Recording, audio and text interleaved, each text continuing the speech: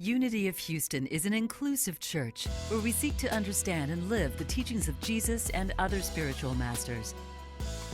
At Unity, we welcome all people from all spiritual paths and every walk of life.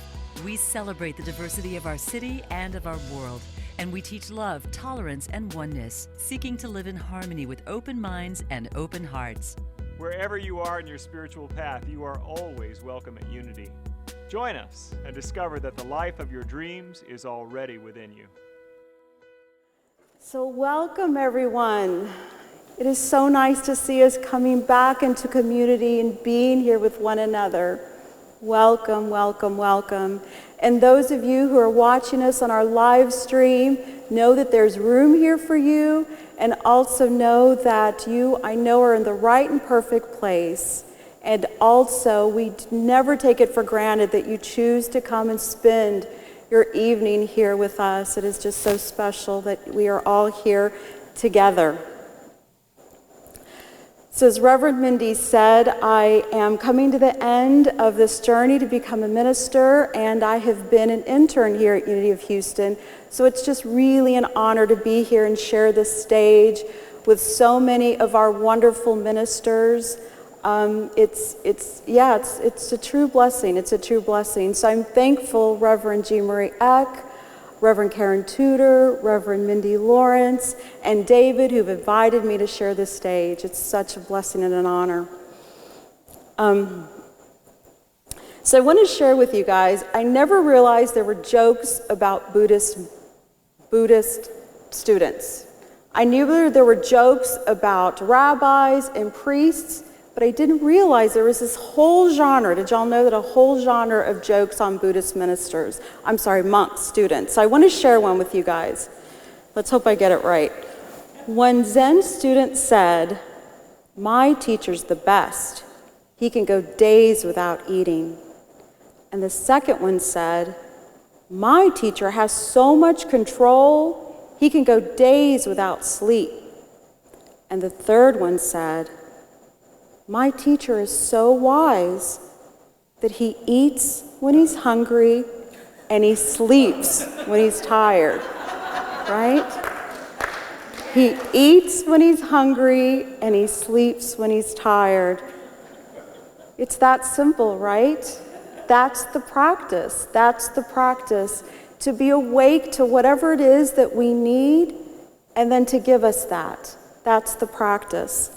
And so this is really a perfect entrance into the book that we've been studying, which is Jack Kornfield's A Path with Heart.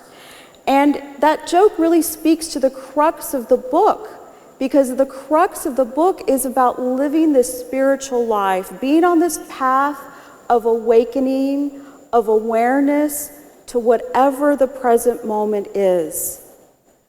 So the title of my talk is Revolutionize Your Practice.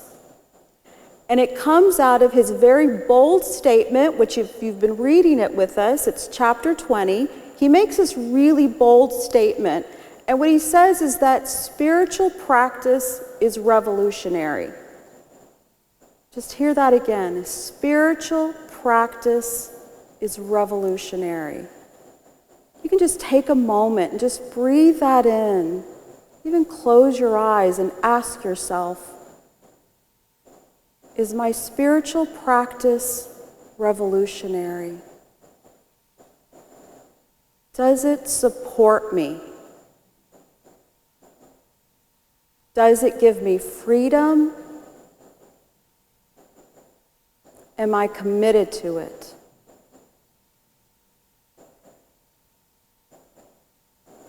And so he gives us these three teachings that we can use and we can take so that we can embolden and be in that spiritual practice that's revolutionary. Because what he means is that when we step outside of limits of our personal identity or even of cultural myths that we've inherited, when we step outside of that, what we experience is freedom. That's the point of the spiritual practice, is to experience the freedom. So he gives us three teachings so that we can experience that freedom. And that first teaching is recognize fixed states of mind. And what he says is that we have these limited stories. And if you go back to the meditation, it's trying to be aware of what those stories are. Because whatever they are just that. And they can be limiting. And then the second teaching is to recognize the hidden treasures.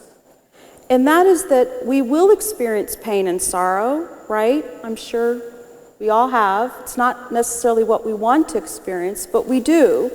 And what he says is that if we become alive to it and we awaken to it, underneath it is going to be a treasure. And then we awaken to that treasure. And then the last one is recognize our Buddha nature. And that's really living a life of willingness, a practice of willingness, the idea of I bow to the divine in you. So are you ready to go deeper into these teachings? Yes. Let's do it.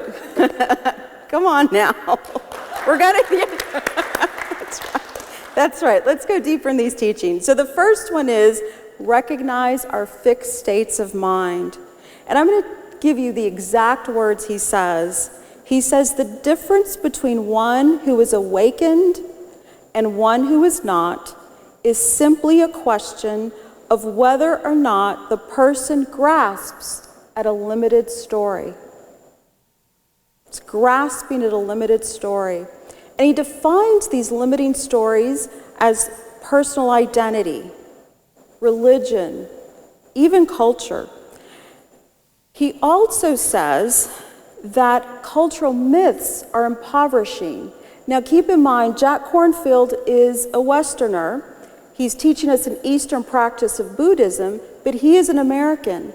And so the cultural myths he's saying that can be impoverishing are the ones we've inherited in our culture.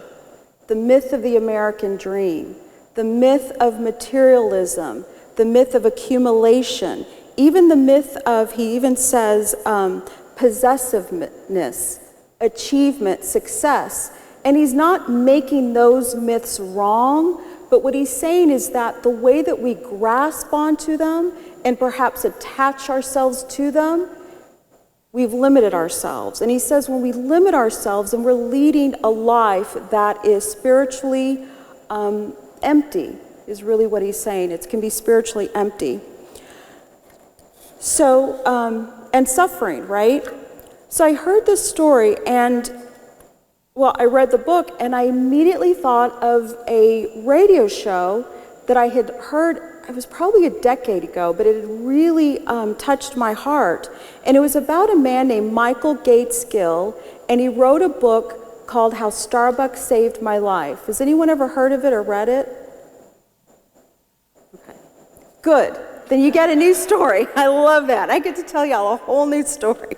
That's awesome. So Michael Gates Gill lived a life of privilege. He was born into wealth. He was born into privilege. And to give you an idea, his father was a very well-known author for The New Yorker. So he lived in the culture milieu of having parties at his family's 26, huge mansion, right? 26-room mansion. Ernest Hemingway was there. He knew the Kennedys. This is where he grew up with. So it was tremendous wealth, tremendous opportunity. He was a legacy.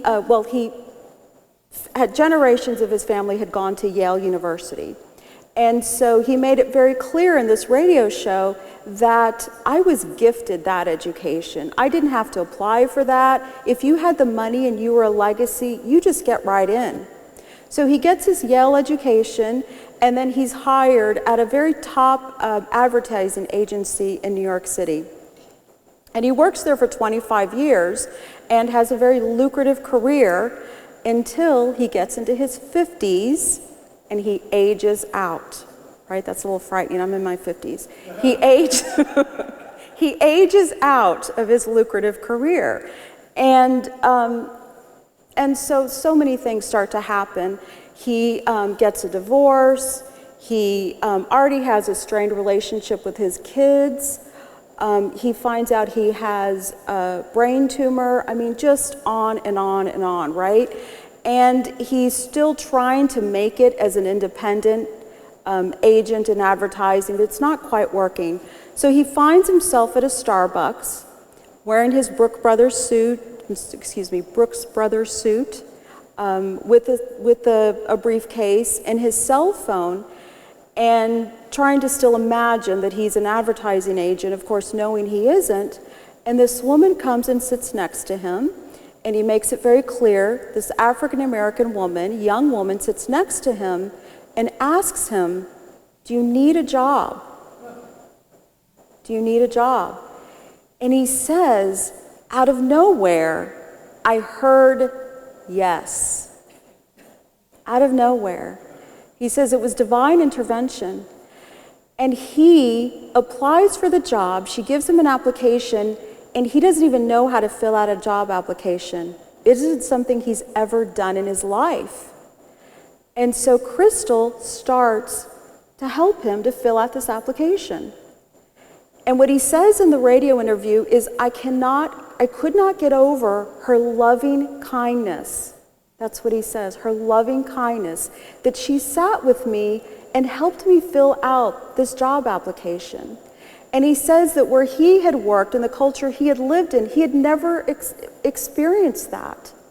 So he starts the job, and he says just serving coffee and giving it to people, that cup of coffee, the smiles we exchanged, the conversations, he said it just opened my heart. I was happier than I'd ever been.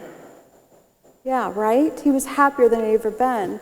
So he says in the interview that I realized that I was possessed by my possessions.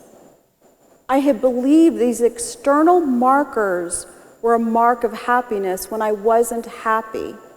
And what he learned is to open his heart to many different people, to lots of different people. But prior to that, he says, I only judged people and was around people that had the same level of education that I did, the same background, and the same kind of job.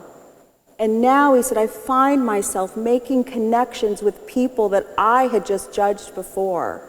It's this amazing heart-opening story. It really is. And it really speaks to what Jack Kornfield is saying, is that the idea of fixing yourself onto the state of mind or onto these kinds of cultural myths, they can limit you. And so it's such a beautiful, beautiful story.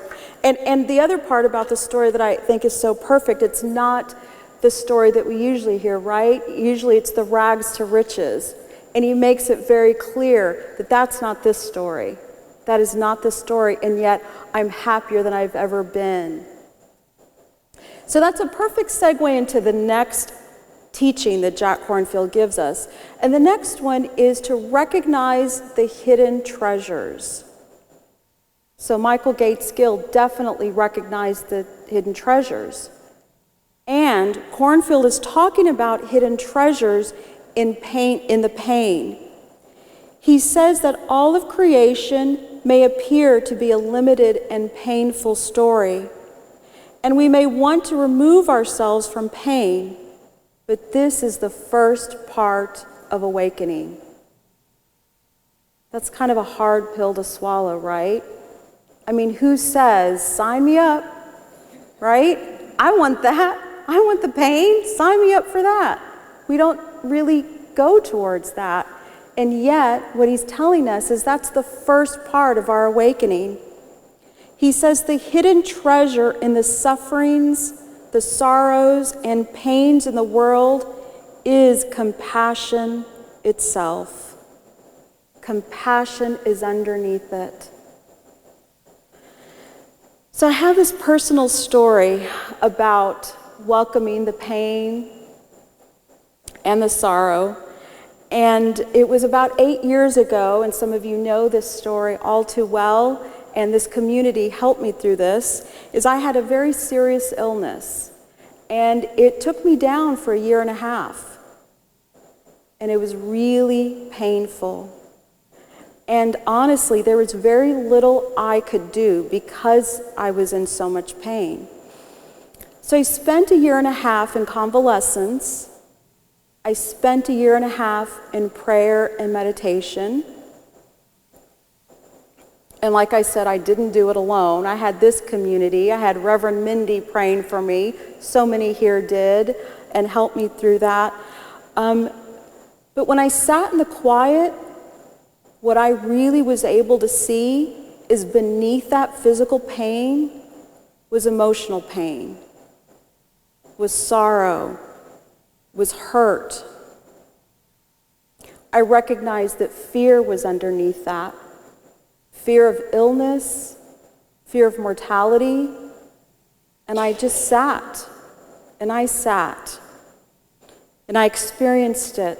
And what I found underneath it was this amazing tenderness, just this amazing compassion that I had for myself. It was this new feeling, this new love that I don't feel like I had experienced in any way before. And I knew it was that what is underneath this, and this is what Jack Kornfield is saying to us, is that underneath it is the love. And we all have it underneath it. Underneath it is the compassion. Underneath it is the kindness. And it's becoming aware, awake, and truly making room for it. So that was the hidden treasure for me, was recognizing that tenderness underneath me. And it reminds me of what Reverend Michael says. He says, I care about my pain. That's what compassion is. I care about my pain. And the wonderful, beautiful thing is when you care about your own pain, you know what happens, right? You care about others' pain. You care about each other's pain, and then you come together and you create community with one another. It's such a beautiful practice. And so the last thing he says, the last teaching, which that Kornfield gives us, is recognizing our Buddha nature. And when we recognize our Buddha nature, what we're doing is living a life of willingness. Notice the title of my talk is Revolutionize Your Practice, because the idea is that the practice and the life, they're one and the same, right? The practice is the life is the practice. We always have an opportunity to practice our practice in our life. So it's the Buddha nature is about recognizing that willingness. He says we touch the spirit of the Buddha nature within us when we are willing to be just where we are, willing to untangle our own confusion and sorrow with a compassionate heart, willing to discover justice, compassion, patience, and virtue can be found in every realm. Willing to live from these virtues so that we can alleviate the suffering in the world. That's what he says about recognizing the Buddha nature, is living a life of willingness. And I think this last teaching just really encapsulates all of the teachings of recognizing your fixed state of mind, recognizing the hidden treasures, and then recognizing that Buddha nature within, and knowing that when you awaken to your life, what you've done is you're better equipped to awaken to others people's lives. You're better knowing that deeper within you, that deeper connection that you have with yourself and with one another. So what this evening has been is an invitation to all of us. An invitation to be still and know. Be still and know. And my hope is that we all accept that invitation. Namaste. Thank you. Thank you for watching this message today. I'd like to invite you to join us in person here on campus at Unity of Houston for Sunday morning or Wednesday evening services. If you can't be with us here on our campus, you can still join us live on Facebook or on our website, unityhouston.org, Sunday mornings at 11 a.m. Central.